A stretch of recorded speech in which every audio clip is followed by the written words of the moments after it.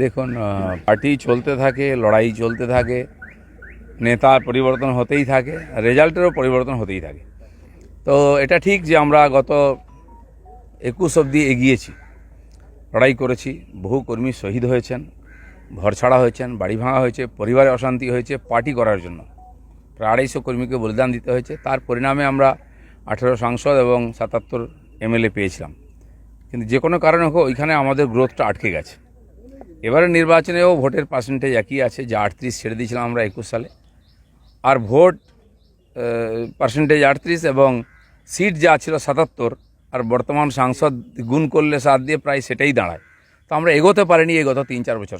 সেটা আজকে ভাবা দরকার আছে, কেন দাঁড়িয়ে গেছি এক জায়গায়।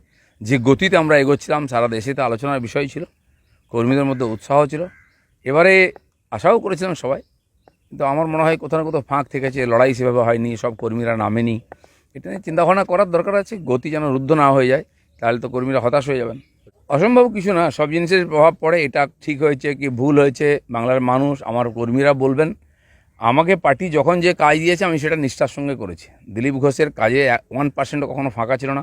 পুরো ইমানদারির সঙ্গে পুরো পরিশ্রম করে আমি কাজ করেছি। আর এবারে যারা বর্ধমানে গেছেন তারাও জানেন, সেই যে কঠিন সিট ছিল, হেরে যাওয়া সিট ছিল সেই সময়, আর সেখানে আমি যে লড়াই দিয়েছি মনে হচ্ছে একটা জায়গায় লড়াই হয়েছে। তো আমাদের পরিশ্রমে ফাঁক ছিল না।